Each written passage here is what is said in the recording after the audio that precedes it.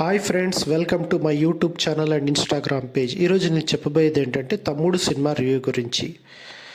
నితిన్ విద్యల్లో దేశం తరపున ఆడి ఎన్నో పథకాలు సాధిస్తాడు. మరొక పెద్ద లక్ష్యంపై గురిపెట్టిన ఏకాగ్రత ఉండదు. మనసుని ఏవో జ్ఞాపకాలు వెంటాడుతూ ఉంటాయి. అక్క స్నేహలత అంటే లయతో ముడిపడిన జ్ఞాపకాలే అవి అన్ని కొన్నాళ్ల తర్వాత తెలుస్తుంది. జై చిన్నప్పుడు జరిగిన కొన్ని సంఘటనలతో కుటుంబానికి దూరమవుతుంది.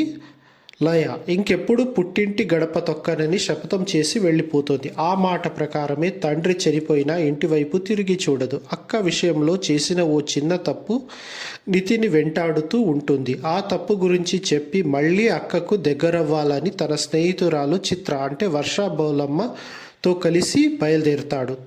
తీరా అక్కడకు వెళ్ళినాక ఆమె తన కుటుంబంతో కలిసి అంబరగొడుగు అడవి ప్రాంతంలో జరిగే అమ్మవారి జాతరకు వెళ్ళినట్టు తెలుస్తుంది. అలాగే ఆమె తన పేరును ఝాన్సీగా మార్చుకున్నట్లు తెలుసుకుంటాడు. దీంతో తన సోదరిని కలిసేందుకు జై కూడా అటవీ ప్రాంతానికి వెళ్లేందుకు సిద్ధమవుతాడు. మరోవైపు ఝాన్సీ ఆమె కుటుంబాన్ని అగర్వాల్ ముఠ లక్ష్యంగా చేసుకుంటుంది.